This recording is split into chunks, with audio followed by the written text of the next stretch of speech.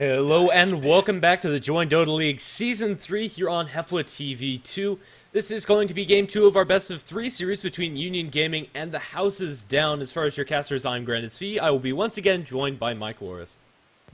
Yeah, so Union Gaming taking game number 1 pretty convincingly, pretty methodically, and now they're going to pick up the Death Prophet. She has been just constantly nerfed. Eventually, teams are going to stop picking her up, but, I mean, the patch is still pretty fresh, so it is going to be her being picked up along with the Brewmaster. Both of these heroes were first banned in the last game, and Scarlet Mage was completely ignored, I believe, so the first banning phase got pretty drastically changed since the game number 1.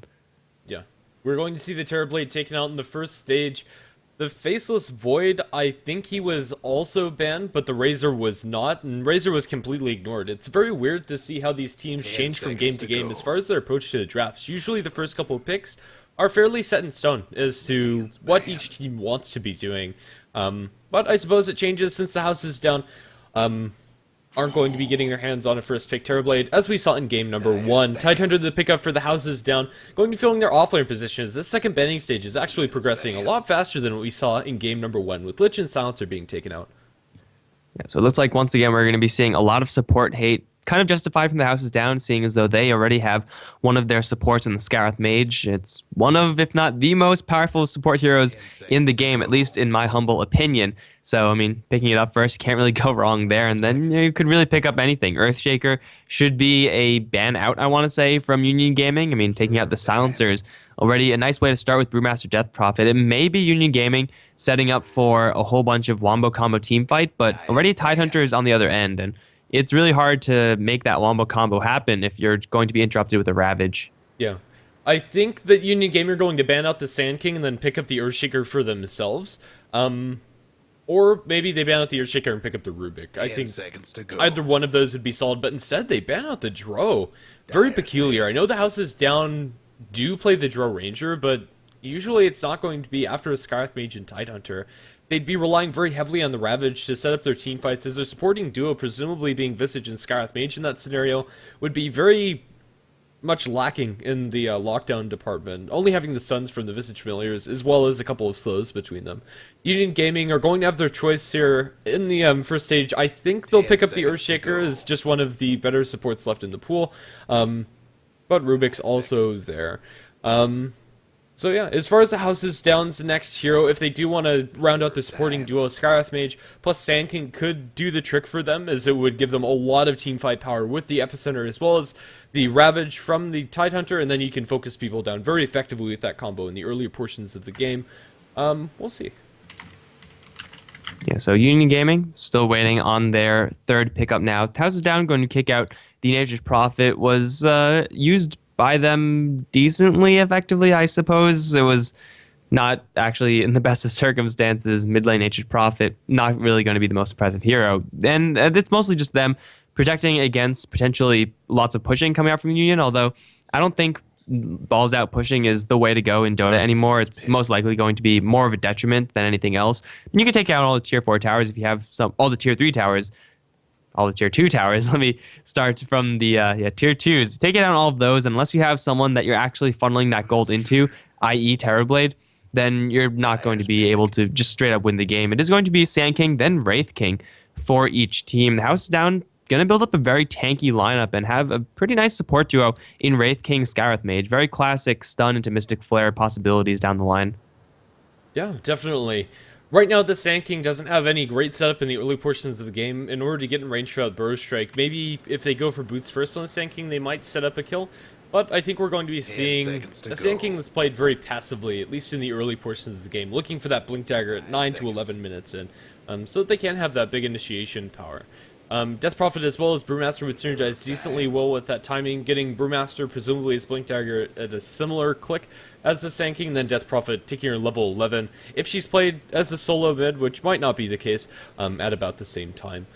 Right now, Union Gaming are going to be very reliant on their Blink Daggers, as is the Houses Down, both teams with 2 likely Blink carriers. 1 second, guys. All right, so it is going to be Union Gaming just waiting for their 4th pick now. Sand King, being a melee hero, generally is going to want to be partnered with a ranged hero. Something like an AA might be pretty good for Union Gaming, although it could also just as easily be a Rubik. Another melee hero support is kind of iffy, and that's kind of a detriment that you have when you do pick up a Sand King this early on, is that you're going to be pretty melee heavy. Sand King, Brewmaster, quite a couple of melee heroes, and Tidehunter is one of the heroes in the game that probably most punishes being up against a whole bunch of melee heroes. It's a disruptor, actually. I don't really see any reason to go for this disruptor here, but then again, I don't really see a reason why not to. Generally, you need a really nice reason to pick up the disruptor, get glimpse value from like a Nature's Prophet or IO. I don't know, I still think it's an okay choice for them. Both teams are running with a lot of big teamfight ultimates, and the Epicenter, as well as the Static Storm for Union Gaming, that supporting duo can hands down destroy a teamfight. If you're able to catch 2 or 3 in the Burrow Strike and then follow up with the Disruptor's spells, the damage coming after those 2 is also pretty darn insane. Yeah, as you said, I don't think there's a compelling reason why they should go for the Disruptor, and then again, there's not a great reason why they shouldn't. Glimpse might be able to set up for a Burrow Strike in the earlier portions of the game, but this Disruptor is probably just going to be on polling duties in the tri-lane, getting some experience, maybe zoning out the Tidehunter a little bit, or at least as much as he can. Yeah, it's kind of a weak support hero, I think, in general, mostly utility-based, being the having the Glimpse as well as the Static Storm. Static Storm is one of the best counters to Tidehunter, and back when Tide Brew used to be like insta-first picks, Disruptor used to be really good against them, so it's, I suppose, a little bit of a reason to pick up the Disruptor, but his aggression is extremely limited. As you said, Glimpse into Burrow Strike is the only combination that they can really pull off, and at that point, it's like, why don't you just pick up Vengeful Spirit, because Magic Missile into Burrow Strike is also pretty good. It's going to be questionable as to whether or not Disruptor is actually going to get off the ground, but maybe it's going to be a case where Static Storm is just going to instantly win them the fight with Epicenter, Primal Split, and Death Prophet ult. That's a lot of AoE stuff flying around, and huge AoE silence is never really bad. Yeah, I think that's fair to say. The house is down, presumably looking for 2 more cores, unless this is going to be a core Wraith King. With the Spectre, it's looking fairly unlikely that it is. The houses down are going to buckle down their late game very heavily with the Spectre choice, although their lanes are going to suffer because of it. At this point, Union Gaming could probably get away with throwing the Brewmaster towards the offlane, although his Blink Dagger timing would suffer. If they want to go for something a little bit greedier themselves, they could probably get away with it.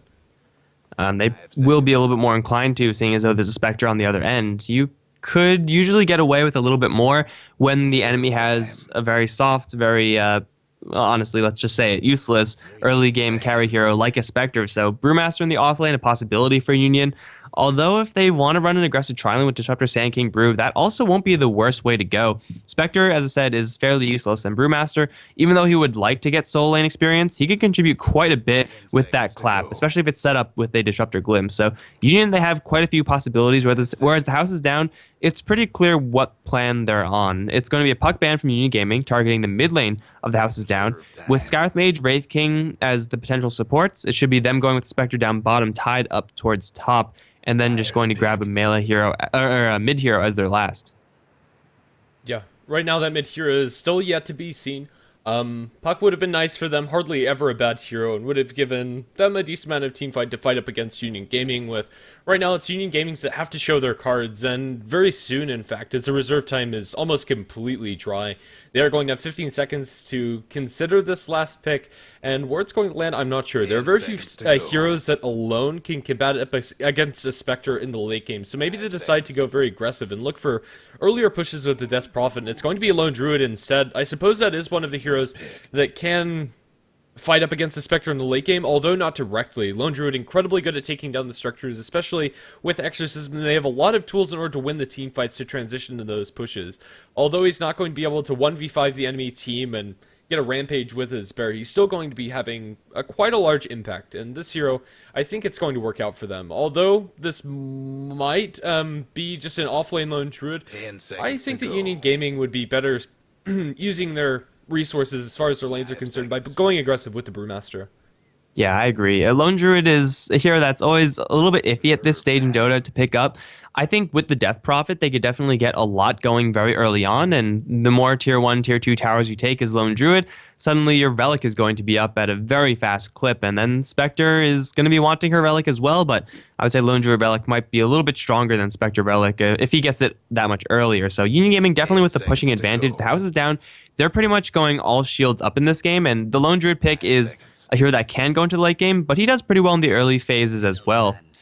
With the Venomancer last pick from the house is down, they're going to have some ways of defending their towers, but definitely, or I don't think it's going to be enough because Lone Druid, Death Prophet, they push extremely quickly, and they don't really put themselves in that much danger when they do so. Just the Bear and the Death Prophet out of range. Towers are going to drop, and the house is down. They're going to need to initiate, and that's going to be difficult when there's a Disruptor, a Sand King, and Brewmaster all waiting right behind those pushers. For sure, on the dire side, it is going to be Union Gaming. Towards the safe lane, currently heading, is going to be Benyaz, playing on the Brewmaster. He's probably going to be the farming core here with Jericho on the support Disruptor, as well as Zender on the Sand King. Probably going to be using the jungle very liberally throughout his laning phase. We're going to have the Death Prophet in mid, and offlane we're going to have a Lone Druid handled by Angel. Not sure if this Lone Druid is going to be able to get enough out of this lane to really warrant it. A very greedy offlaner that just takes so long to get online. I think that the supports coming out from THD are going to be able to put enough pressure to this Lone Druid, might be forced into jungling fairly early on. That is a possibility, although right now, on the house is down, their supports are heading up towards the north, so Lone Druid might get a free pass here, and he'll dominate a Spectre. It's going to be Rufy playing the Scarith Mage with Jubilu on the Tidehunter. Vestius is going to be playing support Wraith King, all positioned towards the north. Yuka's going to be playing the mid lane Venomancer, it seems. That leaves Moob on the Spectre. If these support heroes do in fact go up towards the top lane, then this is going to be doing nothing but favoring UG. They're more than happy to take a 3v3 lineup up on top. Yes, Tidehunter is very strong in that scenario, but I think the fact that Angel is going to be going 1v1 versus a Spectre is going to mean that UG are very happy about that. However, losing the Sand King to start things off is not exactly the best way to start. Vestius going to throw the Wraithfire Blast. The Gush is there as well. Body blocks not even needed. This is going to be first blood on the Sand King. It's going to be the house is down, striking first pretty much as soon as the bell rings. Yeah, Sand King was going for the bounty rune. It's something that I've seen a little bit too much, to be honest. A lot of the time the supports are going very aggressively for those early runes, and that 50 gold is not going to be worthwhile for Union Gaming, especially since they're putting that gold into the Scarith Mage's pockets, which is going to offer them earlier boots. Ruffy's going to make his way down towards bottom, as is the Wraith King, so these lanes are going to settle down to favor THD, especially since they get the first blood to start things off. Yeah, you can't really complain about a first blood on anyone. Zinder is going to actually start off with the boots first, and he does have sandstorms, so that is going to indicate he's just going to wanting to be stacking up the camps and eventually trying to clear them as a level 3 hero a little bit down the road. The Brewmaster should have a decent time versus this Tidehunter, as I expect the Disruptor to be playing a very heavy babysitting role. Tidehunter is not that great versus Disruptor. He doesn't have a stout shield or anything like that, and Jericho's just going to be able to get free harassment off, constant harassment. And when he's level 2, once he has a glimpse, then suddenly the Tidehunter has got to play very cautiously. Otherwise, he runs the risk of getting glimpsed right back into a Brewmaster. And if he gets hit with a clap, then he's pretty much done for. He's already taking a lot of damage on this top lane. This Disruptor really flexing his muscles. Level 1 Thunderstrike does do quite a bit of damage. Yeah, the early point in Gush is going to help them get that first blood, but then again, it's going to make it very hard for the Tidehunter to trade hits. Yuka is going to get his Sal forced out in mid, as he also is going for a trade up against the Death Prophet, which is something they couldn't actually win with the deficit of base damage between the two heroes being so high, despite both of them starting out with the respective stat items in the Wraith Band as well as no Talisman. The Poison Sting damage wasn't enough to tip him over the edge. The bottle's going to come out from the Death Prophet fairly soon, and I presume Venomancer is going to get a bottle as well. As long as Yuka doesn't feed away too many of these Plague Wards, this should be a fine lane for him, although it's not going to be bad for the Death Prophet either. I don't expect either of these towers to be pushed unless one of them die. Yeah, then the push can come very swiftly, especially once Death Prophet gets to her exorcism, and if she prioritizes Witchcraft, which I think Death Prophets tend to do a little bit more often nowadays, then towers are going to be dropping left and right. But for right now, UG, they have to be happy with the fact that their Brewmaster is getting farm, and Brewmaster has to make something happen in the early stages. The Blink Dagger, as always, is going to be an essential pickup for him, but the fact that they are kind of sacrificing the Lone Druid is going to mean that the Brewmaster has a lot more weight to carry, and they're going to lose the Bear as well. Vestius and the Rufy Scarith Mage both are going to chase down that Bear and kill it off. That's quite a lot of gold early on to be giving away to the Skywrath Mage. It's pretty much another kill for the Houses Down, honestly. Yeah, more or less. Currently, Skywrath Mage, the third hero in the net worth department because of the first blood as well as the bear kill. The Arcane Boots are going to come out very fast for Skywrath, which means that they'll be able to roam very liberally across the map. And losing your bear is also a lot of experience going the way of these two. They're currently smoked up and heading towards top, as the Spectre is doing fine up against the Lone Druid for now. And without a bear on the Lone Druid, or with only one bear to deal with, it isn't really going to put that much hurt into the Spectre after leaving her for this amount of time.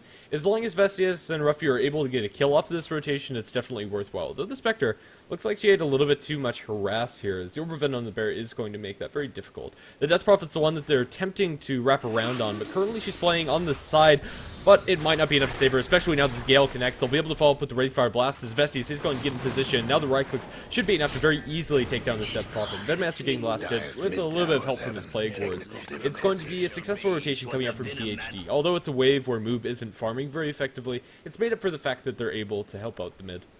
This is really the difference between having supports that could roam and make action happen around the map, and having the likes of an IO Earthshaker who can't really do that same thing. And at this point last game, the Houses Down, they were just chilling in lane. They did not make any rotations out. They were just trying to get some farm.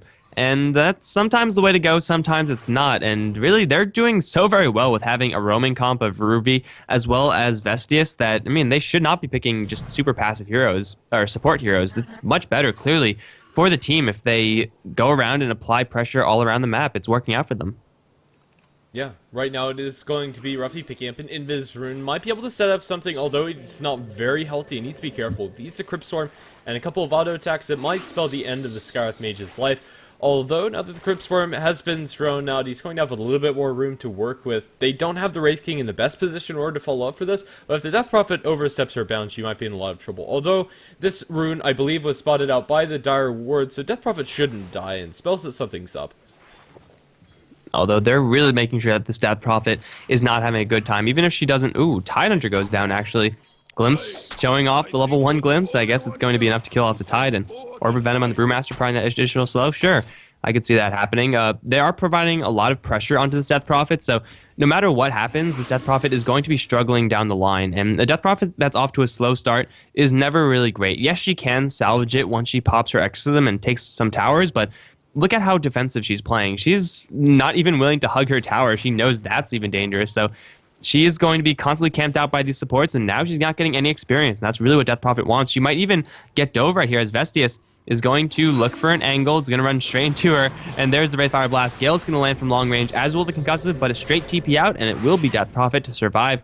Pretty nice response from her. In the meantime, bottom lane Moob in quite a bit of trouble. Is going to find himself trapped. He's going to get entangled as well. Poor man's shield needs to do a lot more than that. That's going to be a free solo kill for Angel. That's a super nice pickup for UG for this lone druid.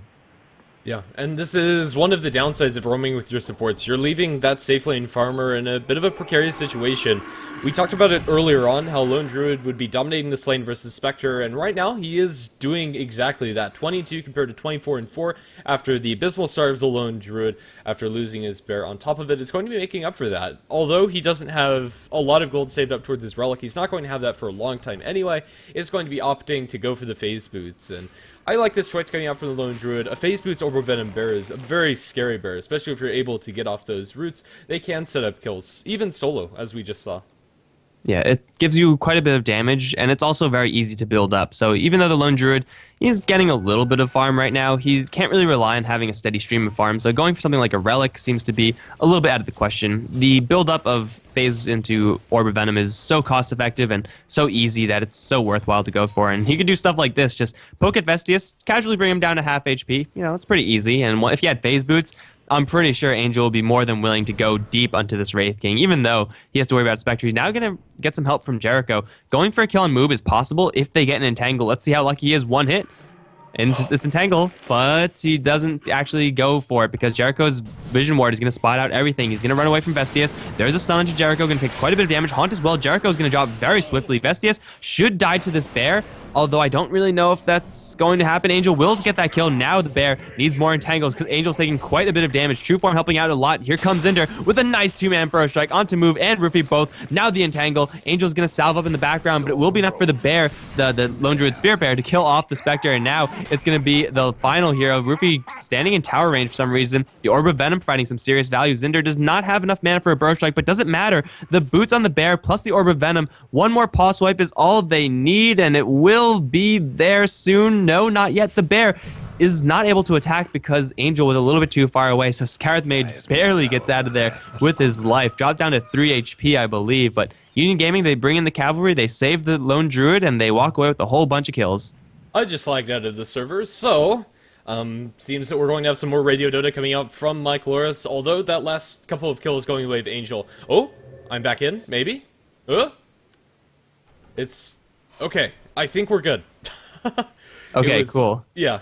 Okay, we're all back. Lone Druid's going to be forced back to base, but he just got thrown a really huge bone after getting another 2 kills and saving himself. He was able to salve on the backlines and just kept the Lone Druid, or the Druid himself, far enough away from the action to where he wasn't at a real risk of falling. I'm not exactly sure why the Disruptor wasn't closer to look for the glimpse and a little bit more damage on the Spectre after the first root. I don't know, I guess he just wasn't expecting the first hit entangle. Had he been there and potentially offered a glimpse, they could have killed the Spectre a little bit faster, but it still works out for them in the end, getting a support as well as the Spectre kill. And Moob is not going to have a very large impact at all this game. He's going for the Urn of Shadows after just a lot of cost-effective items of the Poor Man's Shield boots as well as the Magic Wand. I don't know, this Spectre is not going to have her Radiance for a very long time. At the current rate of farming, I'm not even sure it's going to come out before 30 minutes. I don't even know if she's going to be going for it at all. I mean, the Lone Druid's going to have his before the Spectre if he is going to go for his in this game. And yeah, I mean, he might. He's going to, looks like he's going to go for Maelstrom. It's going to be over on top where Benya is going to try to blink in and kill off Jubilu, but that wasn't a good idea. He did not realize that there was a lot of support behind him. And now Moob going to haunt it for Jericho. That is a level 4 Desolate going to work on Disruptor. 2 kills for the house is down. It might be a trade as Zinder is in the area, just now picking up his blink dagger. That's an extremely fast blink for the Sand King, but he is going to be very quickly in a sandwich, and Sand King does not like to be in a sandwich because here comes Roofy as well as Vestius off to the side. Instantly the silence is there. Sand King's getting hit with a concussive. Where's the slowdowns? No gush, but I don't even know if it's needed. Short burst strike out. Sandstorm is his only hope right now. Sandstorm, man, Sandstorm. It's too late. Now the jump in from Benyaz will get the split off. Going to go for the Scarith Mage. Jericho's in the area as well. Going to land some lightning onto Roofy as the Tidehunter gets thrown up into the air. He will get dispelled back to the ground, and now he's going to take quite a bit of damage. But the mech is coming in from Yuka. Suddenly Jericho is all alone pretty much, and he's very quickly going to be dealt with. Where's the Death Prophet in all of this? That's what I want to know. Benyaz can return to his main form, but he has to blink out because UG deciding not to rotate any of their other heroes in. It's not like their Death Prophet was even pushing a tower, so I really don't know why she didn't go up there.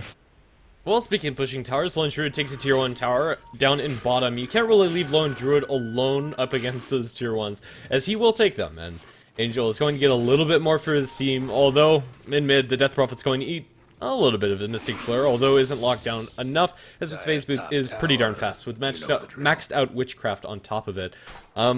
Still, Union Gaming, it's not a very great fight for them to take at all. Their Sand King, to start things off, I don't know, Sand King went for a very peculiar build, maxing out Sandstorm. It's great for farming, but then again, he's missing out on the maxed out Burst Strike, as well as on the Epicenter. Glimpse onto Yuka. It looks like they're going to get this kill very easily on the Venomancer, especially with Exorcism Pop.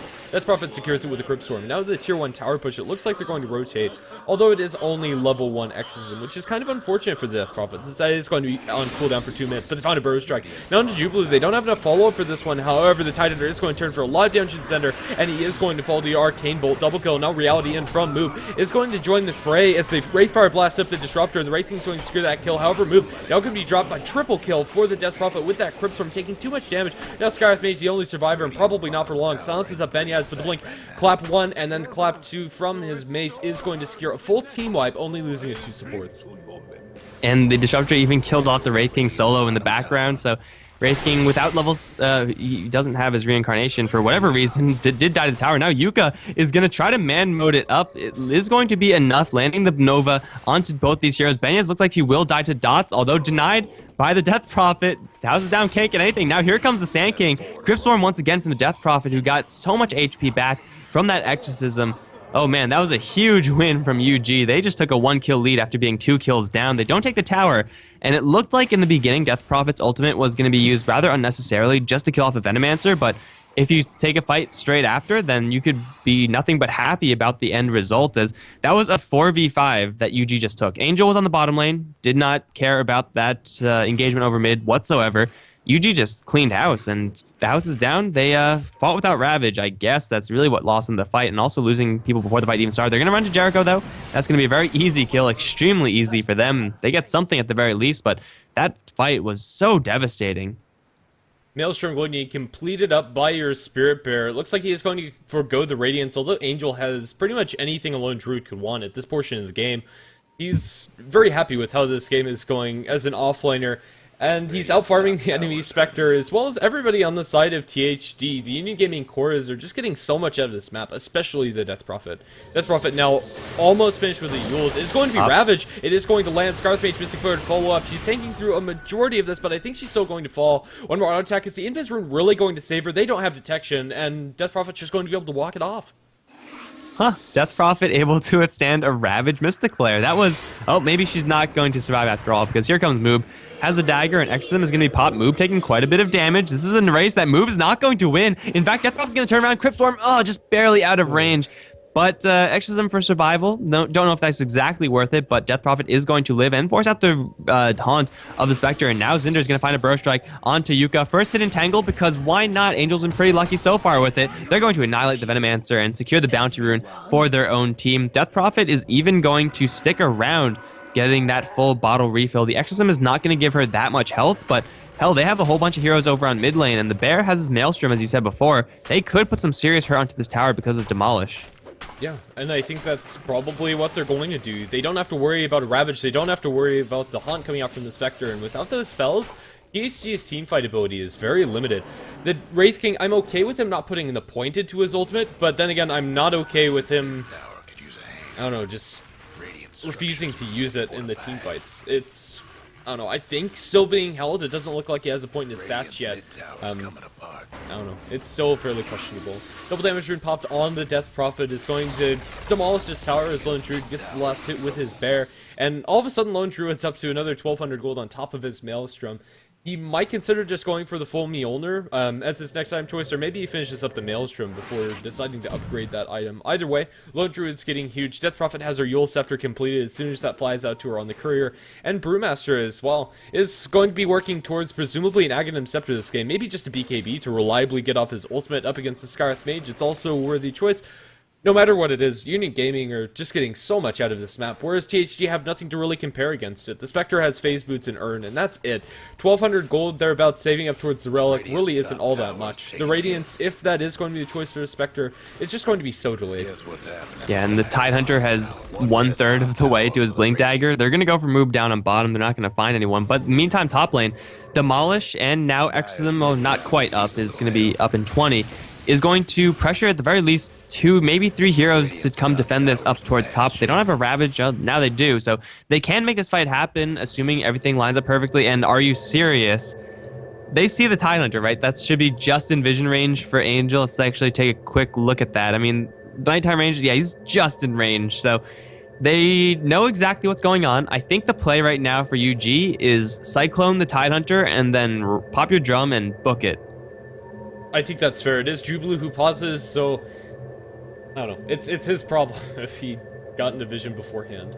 It is probably going to be what happens. Currently, it is going to be a sorry go coming out from both teams as we are going to progress into this game. They are going to Cyclone up the Tidehunter and book it. The Spectre is going to be able to get the Haunt in. The Spectral Dagger lands on Death Prophet, but Root onto the Spectre is going to ensure this escape, and the Bear is going to be able to poof back to his master, and everybody's going to be a-okay. No ultimates expend outside of the haunt, and in that sense, it's going to be a win for Union Gaming. Again, Moob is using the ultimate, not getting anything for it. They're going to pop the ultimate of the Death Prophet, looking for Yuka. Zinder, with the very fast movement speed of the Haste Rune, is going to just run to the enemy and then die.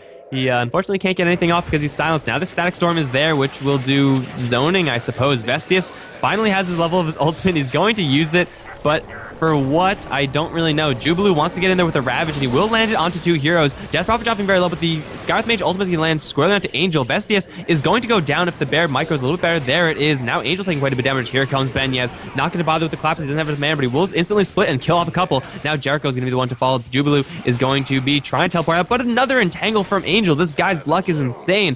Spectre up into the air is going to drop into a very angry swarm of pandas. And the entangle once again is there. You know, Angel, casually being Admiral Bulldog, is going to clean up with a triple kill.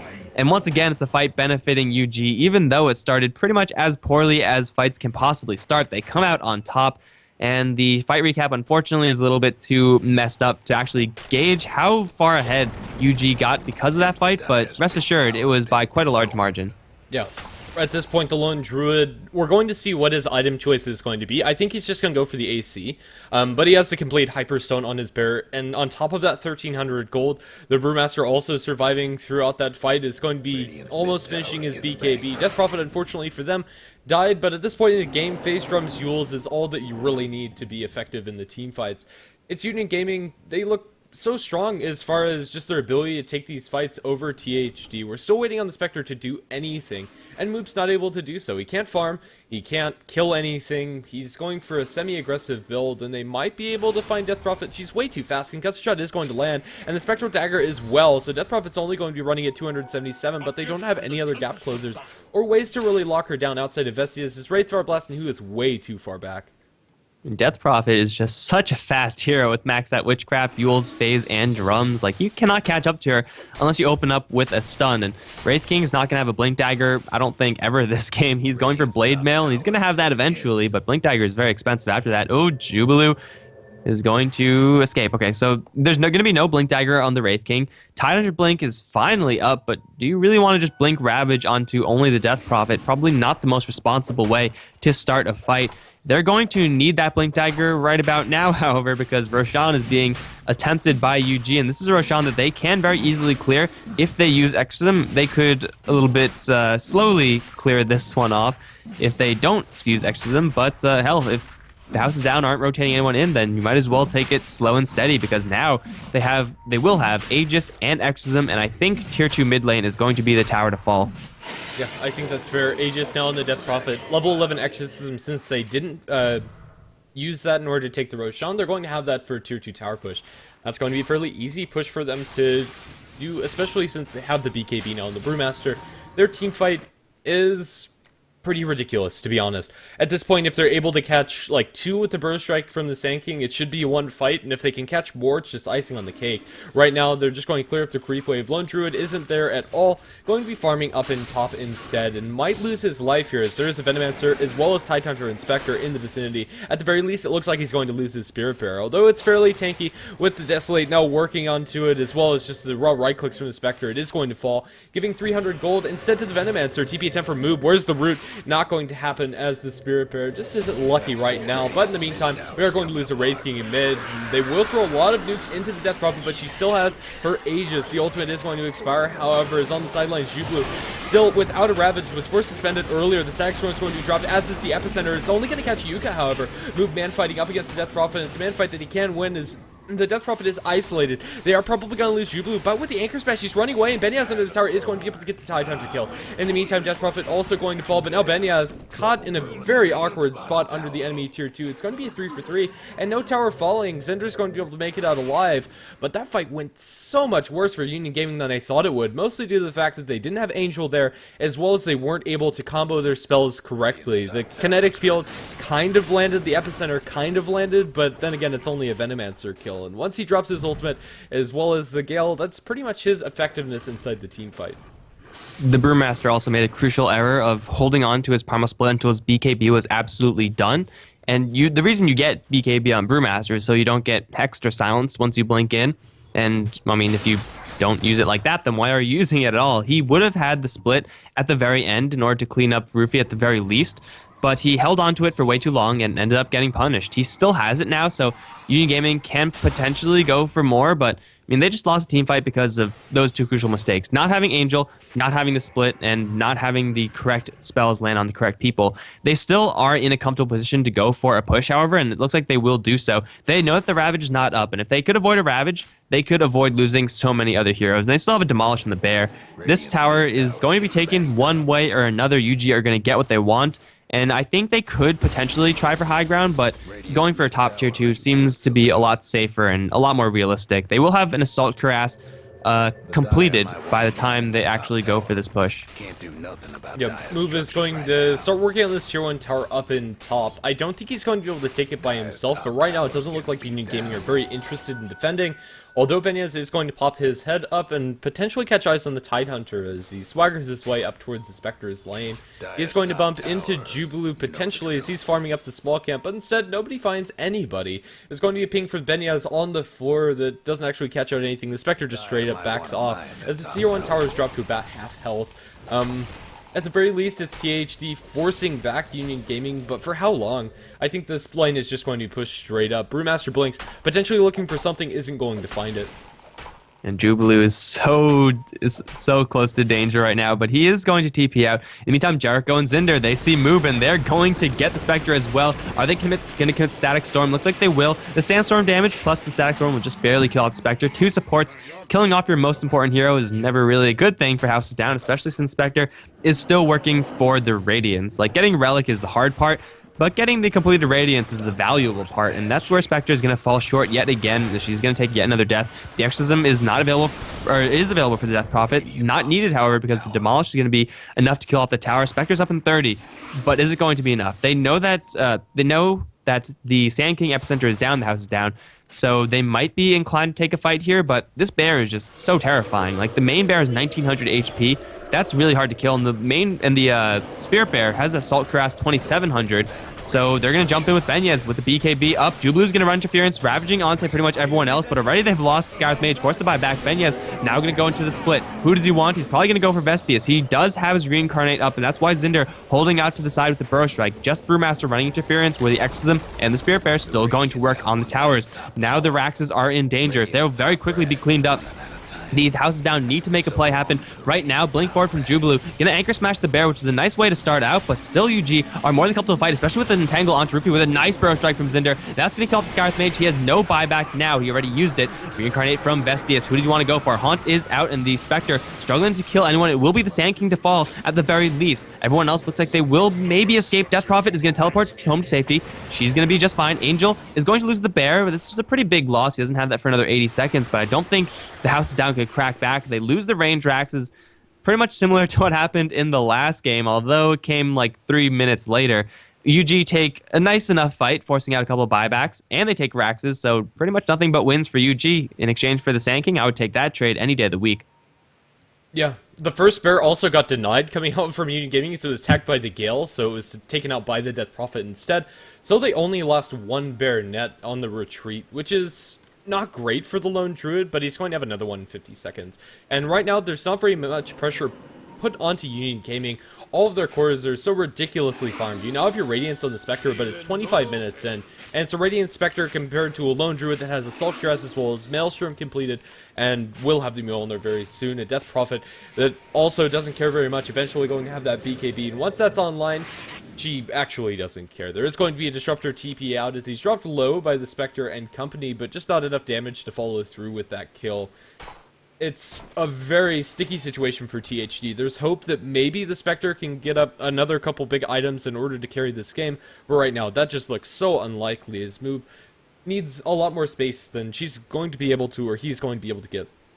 You can never really count out a Spectre, but it's pretty easy to count out a Spectre when you look at the net worth. The Sand King has more net worth than the Spectre. Like, that's actually happening in this game. Once again, Cinder with a 158 score. Not exactly the most impressive, but he is getting quite a bit of goldens, participating quite a lot in these fights. Travels, Force Staff, Blink Dagger, the exact same build as last time. This dude is absolutely stacked, and the 3 cores on UG, I mean, they're even scarier. BKB not quite yet on the DP, but once that does come up, the Aghanim Scepter should be up on the Brewmaster. And then the house is down. They're going to have to land, 5-man Ravage or bust, really. Ravage, Venomancer, Ultimate, Haunt, it's going to be their best bet at really taking just a decisive fight that's really quick. But with the Eul Scepter on the other end, with the split, and a Lone Druid just being such an inherently tanky hero, I don't even know if that's enough. They have to definitely spend buybacks, unless UG completely mess up and, don't cast Exorcism or something. Yeah. And right now, if you're hoping for the enemy team to not cast Exorcism, it's not a very happy place to be in. Right now, THD are fighting for their tournament lives as well in the semi-final match. I believe whoever wins the entire series goes up to face Not Today, if I'm not mistaken. So yeah. That's right. It's looking pretty good for Union Gaming right now. They just seem to be playing on a different level than THD in the majority of their fights and what have you. The laning situation for THD, I don't know, eventually boiled down to work out for them pretty well, but then their roaming ended up costing the Spectre a whole lot when the Lone Druid's able to get a solo kill on the Spectre, and then once Union Gaming hardly show their face in that lane, get another 2 kills. That was when this game really started turning on its head, and after that it hasn't gotten any better for THD. Yeah, they haven't had a lead in this game at all, and if it was negligible at the very early portions of this game. Yeah, 15k plus, 12k plus in the golden experience respectively. UG, they just have to stay the course and make sure not to overcommit onto anything too stupid. Maybe wait until they have a Lone Druid resummon on the bear and then go for a fight. I feel like that should be the responsible way to continue on with this game for UG, as no real reason to do anything but that. Waiting for the Aegis should also be a responsible play from them, and they're going to do just that. I mean, they're making sure all the lanes are being pushed in, but they're not actually committing to any sort of lane push. They're going to clear out the enemy jungle, clear out all the lanes, and take complete map control. Tidehunter knows exactly what's going on, clearly, but he can't do anything about it. If the house is down, leave, they're going to be walking into a very dangerous area, as they have to worry about so much mobility from the UG side. Yeah. Blink Dagger on the Disruptor, not sure we've talked about it or actually seen it in use, but even this Disruptor has a major mobility item. Yeah, it's just so scary. There's your BKB flying out to the Death Prophet now. Aghanim Scepter on the Brewmaster is also completed, and the items are there. Now all Union Gaming have to wait for, if they want to go for it, is the Roshan, but unfortunately for them, it's 5 seconds away from being a max timer. So they might just go straight up high ground, and I think they have the power to do it even without 2 lives on their carry.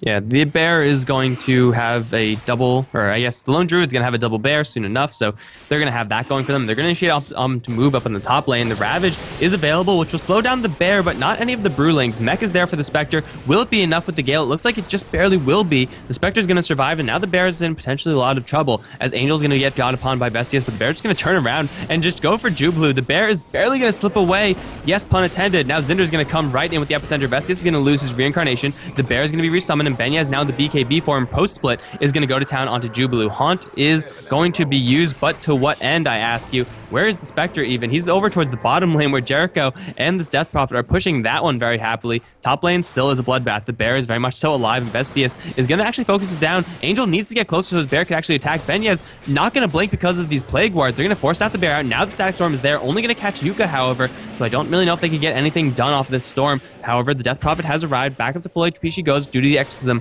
They can't really go for anything else. The Lone Druid doesn't have a backup bear. They don't have Exorcism.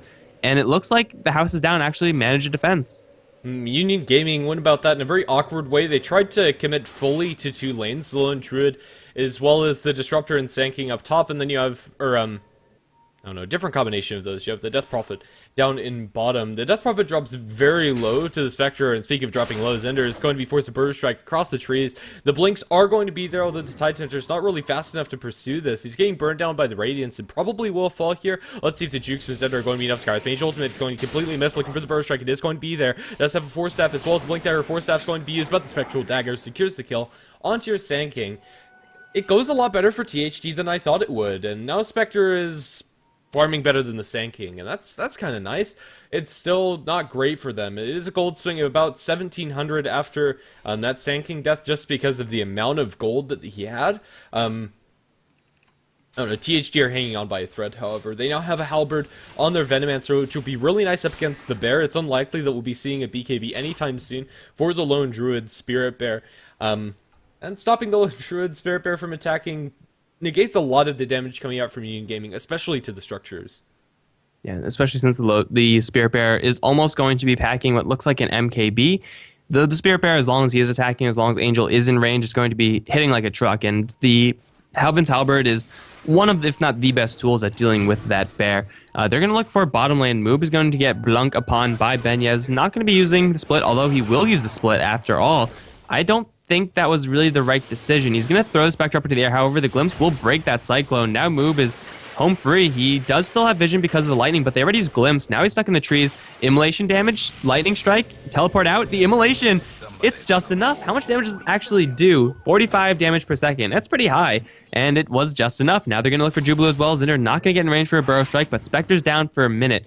She does have buyback, and I think UG can force this one out. As long as they don't make any sort of over-aggressive plays like up on top where Death Prophet's all alone, then they should be able to methodically push and force out this buyback. Although Angel is going for an Aegis, they could probably do both. Yeah, and I think that's fair. The Spectre doesn't want to buy back by any means. That buyback would cost her any progression towards her next item. Angel's going to solo up this Roshan even without lifesteal, still has plenty of damage in order to do so, as well as tank on himself as well as the bear. He's going to put the Aegis on himself, and it looks like he's sending his bear back to base in order to refuel back up for this incoming push. I expect Union Gaming to just group up and go down the lane, but they'll be a little too late to get the Spectre's buyback forced out. They're not going to be able to knock on the front door for that 10 seconds, and so they are going to have a Spectre with Haunt available. The Spectre might decide, instead of going straight for the Haunt, to save it until after the buyback and then get back into the fight, which I think would probably be the better choice as far as how THG could approach it. Although, will there be anybody else standing once Spectre does buyback? I don't think so. Yeah, maybe the Tidehunter, maybe the Wraith King, but those seem like pretty long shots. UG, they're struggling to actually break the base of the houses down. Up against Ravage, up against Spectre. It is understandable. They're getting their items up, but I think if they stall out for much longer, then the Spectre is going to be able to get another big item up. That's not going to swing the game. It's really going to be where the next big item comes up, where the houses down are going to be really in contention of this game, because we do see Sand King overtaking the Spectre in net worth once again, which is upsetting to see for anyone, especially if you're the houses down fan. UG, they have definitely enough power in order to just straight up push a lane, but they're playing this very cautiously, and they can't really afford to be doing this. Benyez gonna run to a whole bunch of heroes, does have a split, so he's not in any real danger. Now the BKB is out, gonna try to go for Moob. However, the rest of the team, they have themselves preoccupied on the bottom lane. Benyez will split out of here, just messing with the UG side. Same thing with Zinder, he's gonna pull out a Mystic Flare of the Skywrath Mage. In the meantime, Angel and Jericho both on the bottom lane. Where's the Death Prophet in all this? She's over towards mid. No Exorcism pop just yet, and the Bear actually taking quite a bit of damage. They need to force out. There's a Static Storm. That's going to be pretty nice onto Vestius. Jericho's going to hit pretty hard by the Blade Mail. In fact, drop all the way down to below half HP, but the Bear does drop in the end. Where is the Exorcism? My God, UG, you're making such difficult fights right now because you're choosing to do so. Benyez is going to get gushed upon by Jubilee, although it looks like they will just turn around and be okay with that. UG, they're just making this so unnecessarily difficult. Like, if they were actually all pushing, they could have just taken another set of Raxes by now.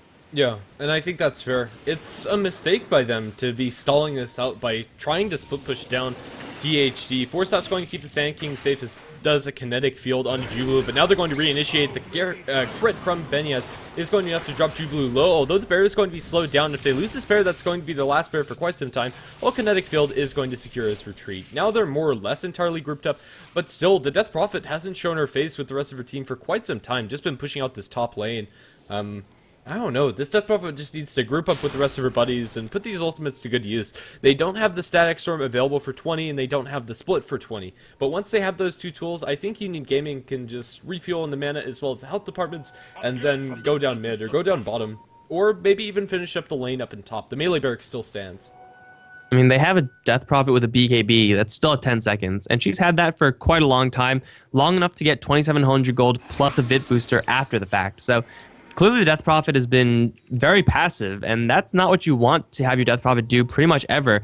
She's constantly getting chased away from this lane, and I guess that is kind of like space created, but she's gonna walk right into a Ravage. She will dodge it with the BKB, though. Now Jubilee taking quite a bit of damage. Benyaz with the crits can do a ton to this Tide, but the Ghost Scepter will save him for just a little while longer. I don't think it's gonna be long enough. The Crypt Swarm will kill off Jubilee. Now Benyaz is gonna start chasing after the Spectre. He will get hit with the stun, though, and now he's in danger of going down. Does not have mana for a split. He will haze, and he might get away, actually. Yes, the Entangle onto Vestius will secure the Brewmaster's escape at less than 100 HP. That's 3 down for the Houses Down, and UG, they've finally taken a fight. All it took was them to kind of lure the House Down out of their base. Yuka is going to get epicentered now, and he's going to drop very quickly. Angel now being focused by Vestius, but this is a support Wraithing. What can he really do about this? Lone Druid Bear, not going to get any entangles, but the Burrow Strike is there from Zinder. Right clicks on the Sand King. DPS, not quite enough. Vestius is going to survive, and the Bear he does have a respawn, and he's going to lose his owner's going to lose the Aegis. Now Moob is going to be in a little bit of trouble. He's going to hit with the Burrow Strike. He has a Static Storm blocking his path. He'll turn around instead, trying to kill off Zinder. He's not going to make that happen. Buyback is needed by the Spectre, and he will use it immediately.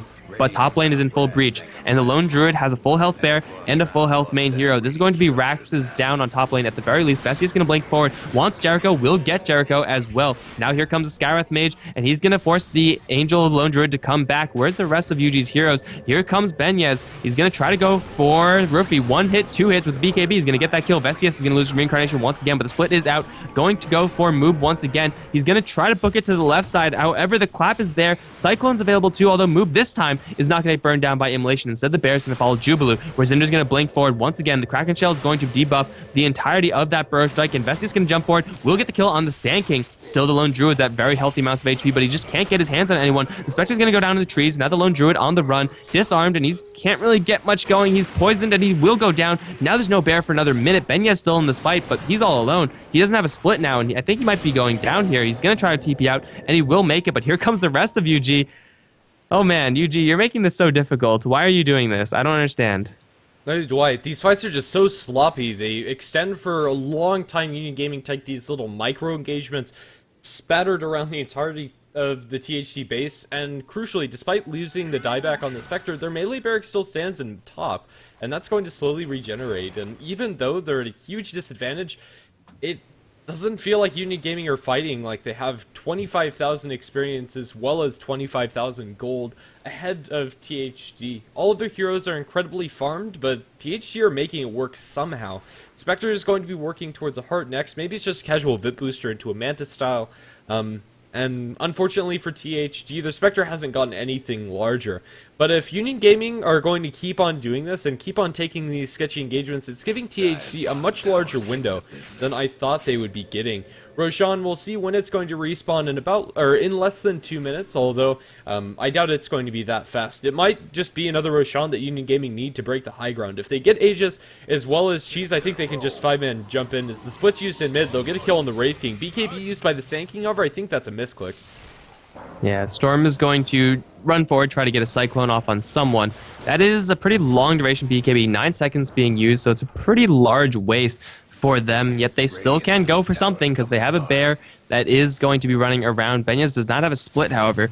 I mean, let's be honest. I don't think UG have actually taken a full 5-on-5 fight for like the past 20 minutes. It just hasn't been there. They've been fighting 1v4, then like 2v4, and then 2v5 and stuff like that.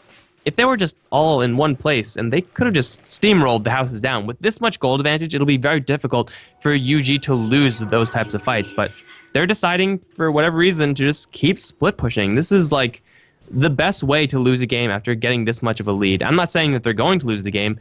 I'm saying this is giving the Houses Down the biggest opportunity to come back into this game. Yeah. It's still not looking good for the Houses Down. You have a hard on your Death Prophet, and once they get this Roshan, or if they get this Roshan, I think the game is going to be secured by them, but not if they continue on the same path. Lone Druid pushing in bottom, as well as the other heroes pushing out different lanes. Mid is being pushed by Death Prophet, top by the Sand King, and the Brewmaster every once in a while pokes his head in for a blink clap. The split pushing now is acceptable since they're waiting for another objective. But if they keep on split pushing after they get the Aegis, I'm going to say that that's a pretty crucial mistake. Their heroes aren't getting that much better.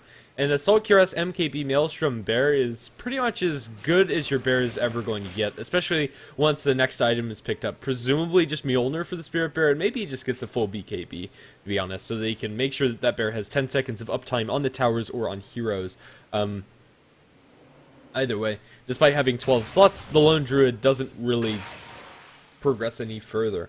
And similarly for the Death Prophet, her next item, potentially a Scythe, maybe a Shiva's. It's going to be nice to tank up the Death Prophet or offer a little bit more utility, but still, this is about the peak of her fighting potential at about 40 minutes in. Spectre still has a lot of room to grow, and has had a lot of room to grow for the majority of this game. Let's see if it's actually going to come to fruition. It is a full BKB on the Lone Druid. Lone Druid and the rest of the team are unfortunately going to wait a very long time because the Roshan is, again, more on the longer end of the respawn timer. So if they're waiting for that, then, well, unfortunately, we're going to be waiting here for much, much longer.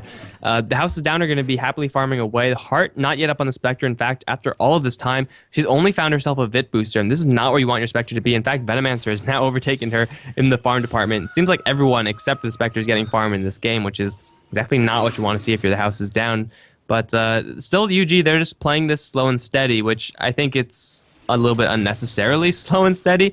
Now they have a BKB on the Spirit Bearer, the only thing that they could possibly be waiting for is the Roshan, and that's going to be quite a long time. They don't have their courier camped out there necessarily.